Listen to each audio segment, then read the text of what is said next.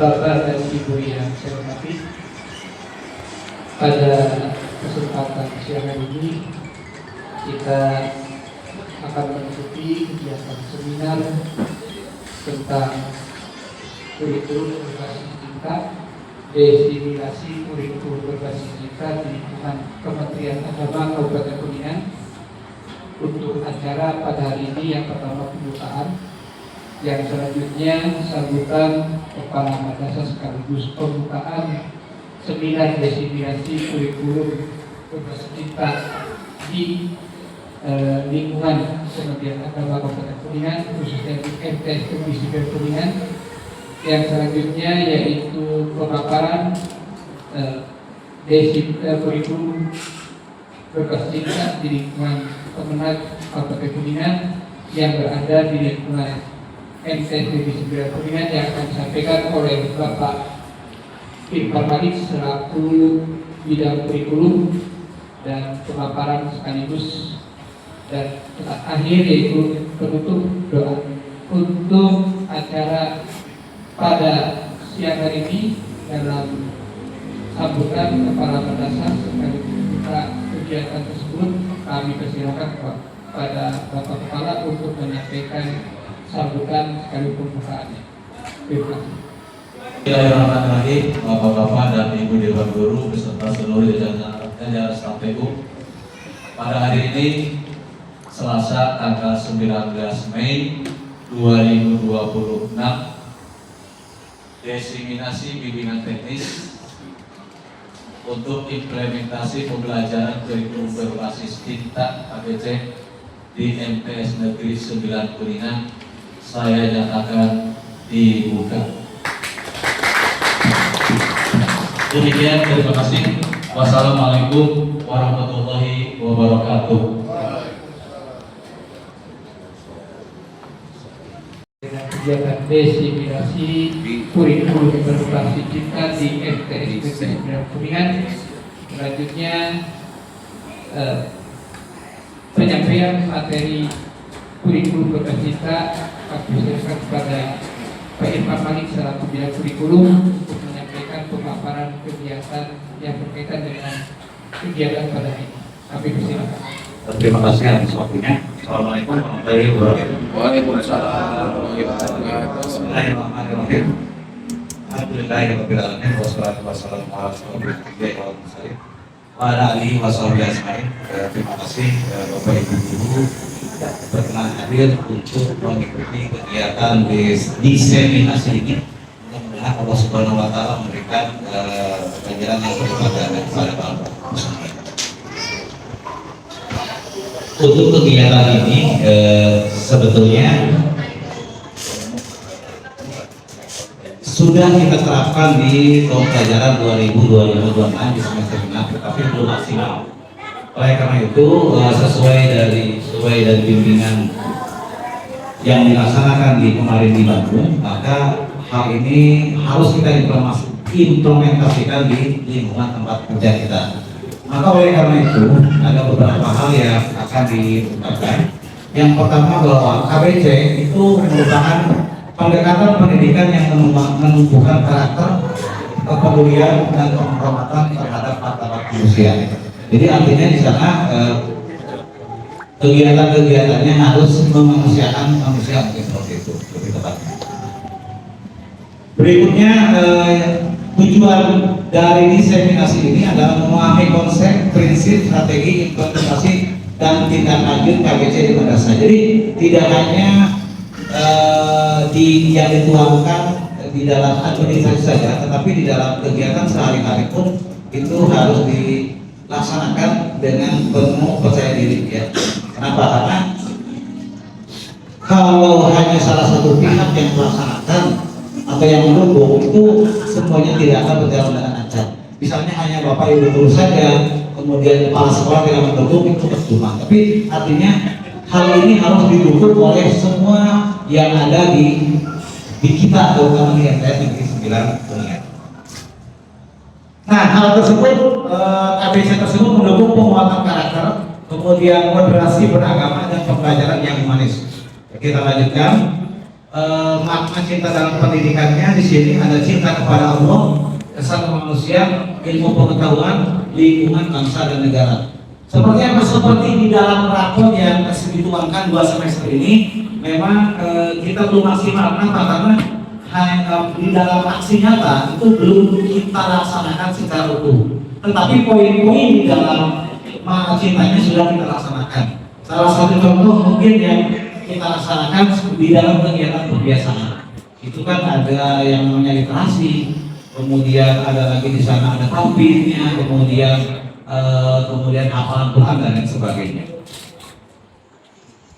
Kemudian karakter dari KBC itu humanis, inklusif, kolaboratif, reflektif, dan berorientasi pada perkembangan peserta didik. Nah, jadi salah satunya adalah hal yang bisa kita lihat tadi kolaborasi. Ya. Jadi ada kolaborasi baik itu di dalam kegiatan pembelajaran dan lain sebagainya, ada kolaborasi. Jadi tidak hanya guru itu monoton, tapi kita pun harus memahami apa keinginan siswa. Ketika misalkan siswa, misalkan namanya sebelum belajar di ruangan, misalkan Pak belajarnya di luar atau di mana, silakan. Tetapi harus dengan koridor tertentu. Dengan dan yang berikutnya, selain dengan koridor tertentu, harus pengawasan Bapak Ibu guru semuanya. Kenapa? Karena kalau tidak diawasi, yang namanya anak yang kan di dalam kelas, di luar pun mereka. Kalau di luar juga, mungkin tahu-tahu udah kenal, nggak ada satu ekor pun ya. Mungkin hilang entah mana.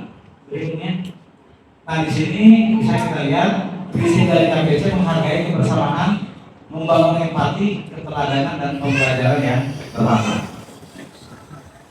Kemudian yang selanjutnya nilai utama dari KBC di sana ada kasih sayang, kepedulian, toleransi, tanggung jawab, gotong royong dan integritas. Itu ya. Jadi di dalam kegiatan-kegiatan yang dilaksanakan di madrasah itu diharapkan kita lebih aktif. Dengan kata lain, jangan sampai ada kegiatan karena bukan panitianya diam saja. Jangan ya. Jadi semuanya harus ikut berpatutan. Supaya apa? Supaya kegiatan itu terlihat mewah dan besar. Jadi pengurus yang berikutnya adanya kebersamaan. Jadi tidak hanya kubu-kubuan gitu ya. Jadi artinya semua ikut mengerjakan kegiatan A, B dan C. Kita lanjutkan. Kemudian tugas kepala madrasah itu adalah membangun budaya madrasah yang mendukung implementasi. Jadi upami misalkan kegiatan apa, ini kegiatan silakan. Jadi Pak Kepala, dia hasilnya nanti bagaimana, evaluasi seperti apa. Jadi Pak Kepala madrasah jelas mendukung kegiatan-kegiatan yang dilaksanakan di madrasah itu. Jadi jangan sampai isinya Pak Kepala gini belum. Ajukan saja nanti hasil akhir bagaimana kepala. Betul ya.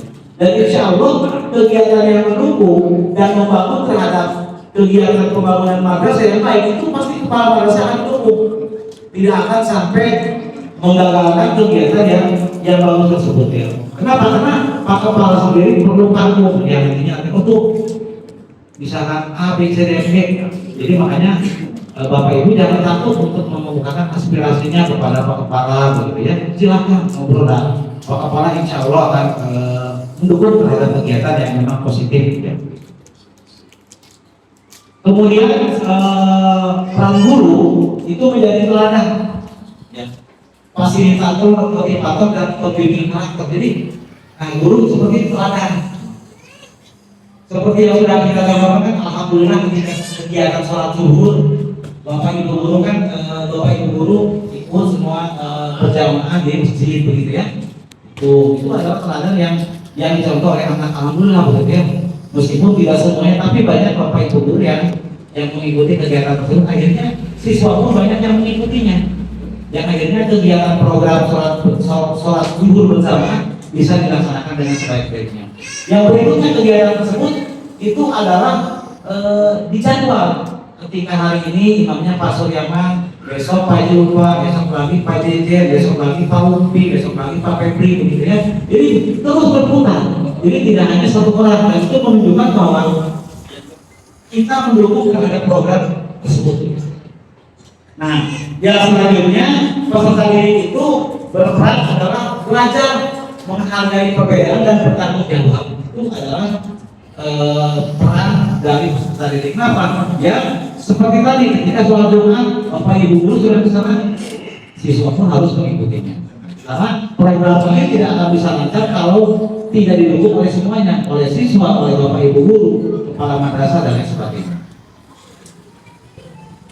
Kemudian lingkungan belajar positif itu harus menciptakan kelas yang aman, nyaman dan menyenangkan. Ya. Nyaman, aman dan menyenangkan. Bapak Ibu sudah paham lah, tidak usah dibahas lagi ini ya. Yang bagaimana yang aman, nyaman dan beranak. Kemudian integrasi dalam CP dan TP itu jelas bahwa nilai cinta diintegrasikan dalam tujuan pembelajaran dan aktivitas belajar. Kemudian strateginya ada proyek based learning, kemudian ada program based learning dan discovery learning serta refleksi nanti di akhir. Contohnya ini di dalam mata pelajaran IPS itu menumbuhkan kepedulian sosial dan tanggung jawab sebagai warga masyarakat. Contohnya gitu ya. Kemudian kalau dalam pelajaran IPA itu membangun kecintaan terhadap lingkungan dan kelestarian alam. Makanya Mang Eman begitu ya sebagai yang memelihara kebun itu kan dengan telaten memelihara dan merawat tanaman atau tumbuhan yang ada di sana supaya tidak terjadi kekeringan atau tumbuhannya mati. Kemudian untuk pelajaran PAI menguatkan akhlakul karimah dan nilai rahmatan lil alamin. Salah satu contoh yang sering kita praktekkan adalah salah satu itu adalah yang pertama adalah ketika siswa bertemu dengan guru itu mereka berjabat tangan dan mencium guru yang berbeda. Itu salah satu hal yang positif yang memang bisa dikembangkan di kita. Yang selanjutnya di dalam asesmen dalam ABC itu adalah asesmen akademik disertai dengan pengamatan sikap, karakter dan refleksi peserta didik. Berikutnya praktik baik di madrasah itu sudah kita praktekkan ya program literasi itu kan setiap Selasa kita laksanakan. Kemudian bakti sosial, kemudian tahfiz kita laksanakan, peduli lingkungan juga sama dan pembiasaan karakter. Berikutnya tantangannya adalah perubahan budaya belajar. Kenapa? Perubahan budaya belajar, konsistensi dan kolaborasi bagaimana hal banyak ya itu merupakan tantangan. Kenapa? Karena salah satunya misalnya konsisten. Sekarang kita rajin, besok kurang rajin, besoknya rajin lagi begitu ya. Jadi kadang-kadang kita susah untuk menjaga konsistensi. Selanjutnya adalah solusi dan strateginya. Itu ada kombinasi belajar, ada supervisi akademik kita laksanakan tiap 1 tahun itu 2 kali ya. 1 tahun 2 kali itu biasanya di bulan November dan juga di bulan Januari atau Februari dilaksanakan kita tiap tiap 1 tahun 2 kali ya. Selanjutnya kemudian rencana tindak lanjutnya jelas adalah penyusunan perangkat ajar. Jadi Bapak Ibu untuk tahun sekarang 2627 maka nanti untuk perangkat ajarnya kita menggunakan yang terbaru ya, bukan perangkat ajar yang kemarin ya. Itu. Jadi baru dianggarkan Bapak Ibu nanti kita bisa belajar lagi karena apa? Karena nanti insya Allah tadi Pak Kepala sudah menginformasikan bahwa kegiatan ini akan ada workshopnya nanti ke depan. Entah nanti tanggalnya entah di 11 Juli, entah di 9 Juli, atau misalkan 8 Juli, nanti pokoknya di bulan-bulan ketika kita akan KBM tahun pelajaran 2026-2027. Kemudian penutupnya bahwa kurikulum berbasis cinta adalah ikhtiar yang membangun generasi berilmu, berakhlak dan berkarakter. Barangkali Bapak Ibu ada yang tanyakan? Kalau tidak ada yang tanyakan, itu kami cukupkan dulu sekian. Mudah-mudahan tidak paham, agar nanti kita bertemu lagi nanti di bulan Juli ya. Entah nanti 11 Juli, entah 9 Juli ya, entah 8 Juli nanti rencananya akan melaksanakan workshop di tanggal itu.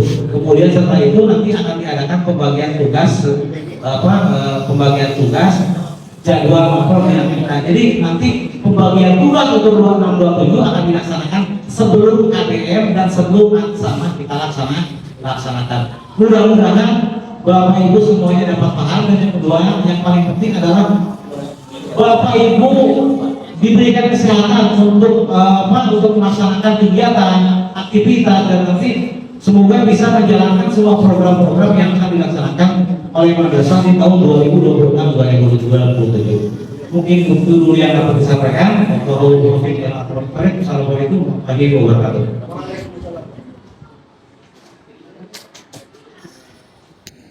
Terima kasih kepada Pak Ivan untuk bidang kurikulum yang telah menyampaikan materi tentang kurikulum berbasis cinta melalui pengetahuan yang akan di MTS Negeri Sudiartunya. Dan saya ucapkan terima kasih, mudah-mudahan kegiatan ini bermanfaat bagi kita semua dan kita bisa melaksanakan apa yang telah dicanangkan dalam kurikulum berbasis cinta ini. Insya Allah mudah-mudahan kita bisa membangun generasi berilmu, berakhlak dan berbangsa. Terima kasih atas perhatiannya. Kita tutup dengan doa Majlis Subhanallah wa bihamdika asyhadu an la ilaha illa anta astaghfiruka wa atubu ilaik. Assalamualaikum warahmatullahi wabarakatuh.